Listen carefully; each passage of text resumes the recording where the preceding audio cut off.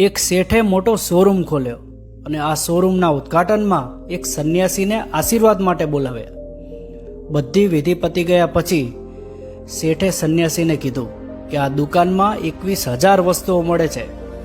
આપને જે જરૂરી લાગતી હોય તે બે ઝીઝક લઈ લેજો.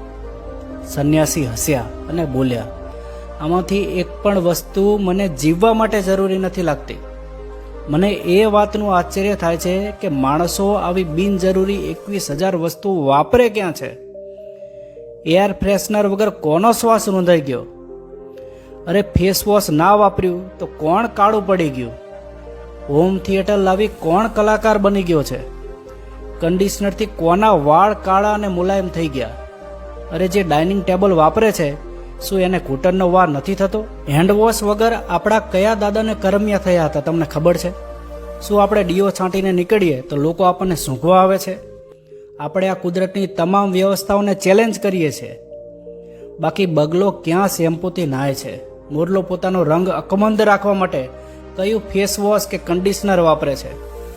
કોઈ દિવસ બિલાડીને મોતિયો આવ્યો? સસલાના વાળ કોઈ દી બરડ અને બટકણા જોયા? ઇન્હેલર કે બામ વગર પણ કૂતરાનું નાક ગંધ સુગંધ પારખે જ છે. મધમાખીને હજી પણ દવા લીધા વગર સુગર કંટ્રોલમાં જ છે. એલાર્મ વગર કુકડો રોજ ઉઠે જ છે. માણસ પૈસા ખર્ચીને દુઃખી થવાની ચીજો ખરીદી લાવે છે. નેટ બંધ કરો તો દુઃખી, લાઇટ જાય તો દુઃખી, મોબાઈલનું ચાર્જર બગડે તો દુઃખી, ટીવીનો કેબલ કપાઈ જાય તો દુઃખી, મચ્છર મારવાની દવા ના મળે તો દુઃખી, બહેનોને મેકઅપ ના મળે તો દુઃખી, કપડાની બરોબર જોડી ના બને તો દુઃખી.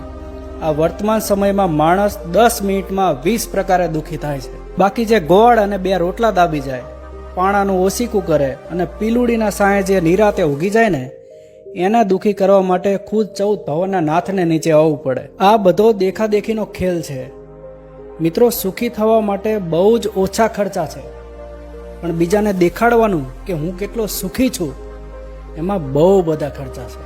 જેમ જેમ સગવડતા વધતી જાય છે ને એમ એમ માણસને દુઃખી થવાના રસ્તા પણ વધતા જાય છે. મિત્રો, જો આ વાત તમને સારી અને સાચી લાગી હોય ને તો વધુને વધુ લોકોને શેર કરજો. લોકોને બિનજરૂરી ખર્ચામાંથી મુક્ત કરજો. તમે પણ એક વખત વિચારજો, શું આ વસ્તુની જરૂર હતી? જરૂર હોય તો જ એ વસ્તુની ખરીદી કરજો. મિત્રો, પોતાને સુખી કરવા માટે ખર્ચો કરજો, બીજાને દેખાડવા માટે નહીં. અને હા, આવા વિડીયો જોવા મારી સાથે